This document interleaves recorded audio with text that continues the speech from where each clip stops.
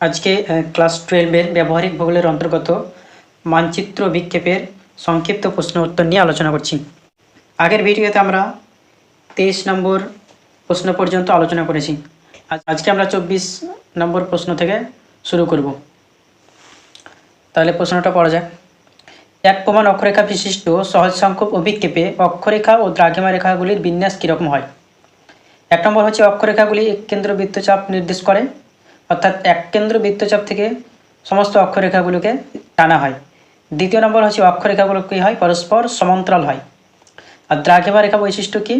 দ্রাঘিমা রেখা কেন্দ্র থেকে বাইরের দিকে সরলরেখায় ছড়িয়ে পড়ে, অর্থাৎ কেন্দ্র বিমুখ সরলরেখার সৃষ্টি হয়।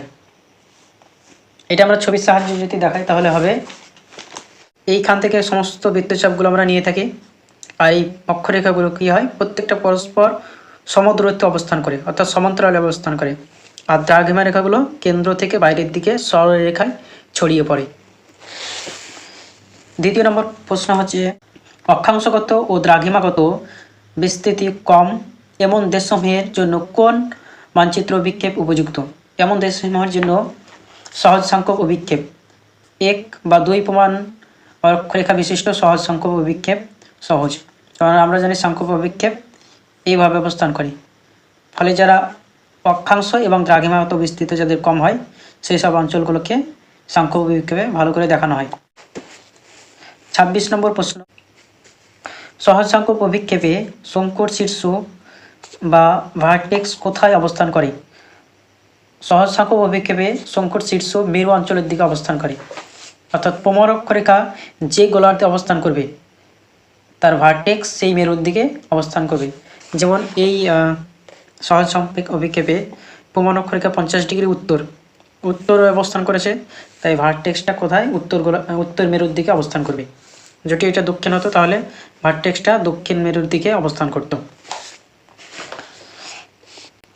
27 নম্বর প্রশ্ন, বেলন অভিক্ষেপে অক্ষরেখা ও দ্রাঘিমা রেখার বিন্যাস কিরূপ হয়? বেলন অভিক্ষেপে অক্ষরেখা আর দ্রাঘিমা রেখাগুলো পরস্পর সমকোণে এসে মিলিত হয়, সেই জন্য বেলন অভিক্ষেপটি আয়তাকার হয়ে থাকে।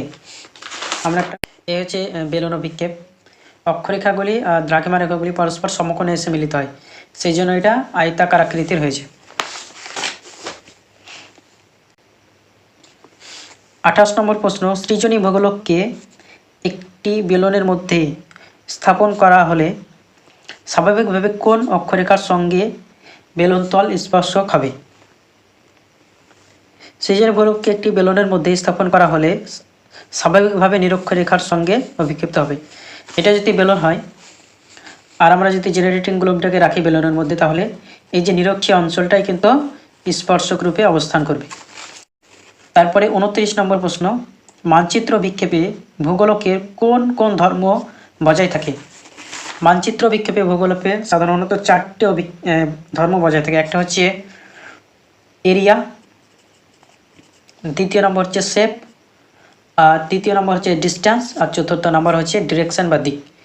কিন্তু কোনো মানচিত্রেই এই 4টি ধর্ম একসঙ্গে সব বজায় থাকে না, এক একটা মানচিত্রে এক একটা ধর্ম বজায় থাকে। যে মানচিত্রে এরিয়াকে সঠিকভাবে দেখানো হয় সেই মানচিত্রটা হচ্ছে ইকুয়াল এরিয়া প্রজেকশন, আর যে মানচিত্রে আকারকে সঠিকভাবে দেখানো হয় সেটা হচ্ছে অর্থোমরফিক প্রজেকশন, আর যে মানচিত্রে দিককে সঠিকভাবে দেখানো হয় সেটা হচ্ছে আজিমুথাল প্রজেকশন, আর যে মানচিত্রে স্কেলকে সঠিকভাবে দেখানো হয় সেটা হচ্ছে ইকুইডিস্ট্যান্ট বা ট্রু স্কেল প্রজেকশন। 30 নম্বর প্রশ্ন, এক প্রমাণ অক্ষরেখা বিশিষ্ট সহজ সংখ্যক অভিক্ষেপে কোন ধর্ম বজায় থাকে? উত্তর হচ্ছে কেবলমাত্র দ্রাঘিমা রেখা বরাবর সমদূরবর্তী ধর্ম বজায় থাকে, অক্ষরেখা বরাবর নয়। এখানে শুধুমাত্র দ্রাঘিমা রেখা বরাবর সমদূরবর্তী ধর্মটা বজায় থাকে। 31 নম্বর প্রশ্ন, এক প্রমাণ অক্ষরেখা বিশিষ্ট সহজ সংখ্যক অভিক্ষেপটি কোন কোন দেশের মানচিত্র অঙ্কনের জন্য ব্যবহৃত হয়ে থাকে? সাধারণত যেসব দেশের অক্ষাংশগত বিস্তৃতির চাইতে দ্রাঘিমাগত বিস্তৃতি বেশি হয় সেই সব দেশে এই মানচিত্র অভিক্ষেপ সবথেকে ভালো হয়, যেমন মধ্য অক্ষাংশ বা নাতিশীতোষ্ণ অঞ্চলের দেশগুলি। 32 নম্বর প্রশ্ন, কোন দেশের মানচিত্র অঙ্কনের জন্য সমক্ষেত্রফল বিশিষ্ট বেলন অভিক্ষেপ ব্যবহৃত হয়? সমক্ষেত্রফল বিশিষ্ট বেলুন অভিক্ষেপ মেরু অঞ্চল এবং নাতিশীতোষ্ণ অঞ্চলে ব্যবহার করা হয় না। মূলত ক্রান্তীয় এবং নিরক্ষীয় অঞ্চলের দেশগুলিতে বা মহাদেশগুলিতে সমক্ষেত্রফল বিশিষ্ট বেলুন অভিক্ষেপ বেশি ব্যবহার করা হয়ে থাকে এবং সেখানকার বিভিন্ন খনিজ সম্পদ, বনজ সম্পদ ইত্যাদি এই অভিক্ষেপে ভালোভাবে দেখানো হয়ে থাকে। 33 নম্বর প্রশ্ন, ক্ষেত্রফল বিশিষ্ট বেলুন অভিক্ষেপ অঙ্কনের সীমাবদ্ধতা কোথায়? সমক্ষেত্রফল বিশিষ্ট বেলুন অভিক্ষেপ মোটামুটি 30 ডিগ্রি উত্তর থেকে 30 ডিগ্রি দক্ষিণ অক্ষাংশের মধ্যে, অর্থাৎ নিরক্ষীয় অঞ্চলের 30 ডিগ্রি উত্তর এবং 30 ডিগ্রি দক্ষিণ এই অঞ্চলটাকে মোটামুটি ভালোভাবে দেখানো হয়। কিন্তু মেরু অঞ্চলে অবস্থিত যেমন গ্রিনল্যান্ড, উত্তর আমেরিকা, কুমেরু এই সমক্ষেত্রফল বিশিষ্ট বেলুন অভিক্ষেপে ভালোভাবে দেখানো যায় না। 34 নম্বর প্রশ্ন, সমক্ষেত্রফল বিশিষ্ট অভিক্ষেপ বা ইকুয়াল এরিয়া প্রজেকশন কাকে বলে? যে অভিক্ষেপে একটি নির্দিষ্ট অংশের ক্ষেত্রফল সবসময় সৃজনী ভূগোলকের ওই একই অংশের অর্থাৎ অনুরূপ অংশের ক্ষেত্রফলের সমান বা ক্ষেত্রফলের সঙ্গে তুলনীয় তাকে সমক্ষেত্রফল বিশিষ্ট অভিক্ষেপ বলে। 35 নম্বর প্রশ্ন, কোন ধরনের অভিক্ষেপকে আয়ুথালিক অভিক্ষেপ বলা হয়? সমক্ষেত্রফল বিশিষ্ট অভিক্ষেপকে আয়ুথালিক অভিক্ষেপ বলা হয়। 36 নম্বর প্রশ্ন, সমাকৃতি অভিক্ষেপ বা অর্থমরফিক প্রজেকশন বলতে কি বোঝো? যে অভিক্ষেপের কোনো একটি অতি ক্ষুদ্র অংশের আকৃতি সৃজনী ভূগোলকের ওই একই অংশের আকৃতির সঙ্গে সঠিকভাবে তুলনীয় হয় তাকে সমাকৃতি অভিক্ষেপ বলে। 37 নম্বর প্রশ্ন, সমদূরবর্তী অভিক্ষেপ বা ইকুইডিস্ট্যান্ট প্রজেকশন কাকে বলে? যে অভিক্ষেপে একটি অথবা দুটি বিন্দু থেকে সব দিকের দূরত্ব সৃজনী ভূগোলকের উপর অনুরূপ দূরত্বের সঙ্গে সর্বদা সমান হয় তাকে সমদূরবর্তী অভিক্ষেপ বলে। এই অভিক্ষেপে কী করা হয়?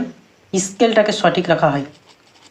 মানচিত্র অভিক্ষেপের যে স্কেল, সেই স্কেল এই অভিক্ষেপে সঠিক, সেই জন্য একে ট্রু স্কেল প্রজেকশনও বলা হয়। 38 নম্বর প্রশ্ন হচ্ছে দিকদর্শী অভিক্ষেপ বা অ্যাজিমুথাল প্রজেকশন কি? যে অভিক্ষেপের কেন্দ্রে যে কোনো সরলরেখা ও নির্দেশকারী দ্রাঘিমা রেখার মধ্যে উৎপন্ন কোণ এবং সৃজনী ভূগোলকের অনুরূপ মহাবৃত্ত ও দ্রাঘিমা রেখার মধ্যে উৎপন্ন কোণের পরিমাণ যথাযথ এক থাকে তাকে দিকদর্শী অভিক্ষেপ বলে। অর্থাৎ সৃজনী ভূগোলকের মধ্যে উৎপন্ন কোণ এবং অভিক্ষেপের যে দ্রাঘিমা রেখা তার মধ্যে উৎপন্ন কোণ এখানে একরকম থাকে, যথাযথ থাকে।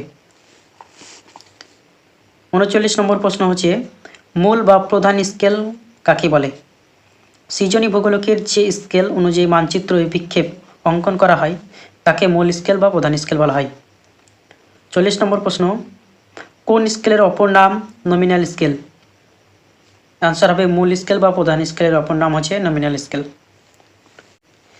আজকে এই পর্যন্ত যে প্রশ্নগুলো আলোচনা করা হলো, যে 40টা প্রশ্ন আলোচনা করা হলো পরীক্ষাতে এর মধ্যেই থেকেই থাকবে। এই প্রশ্নগুলো করলেই এখান থেকেই পাওয়া যাবে।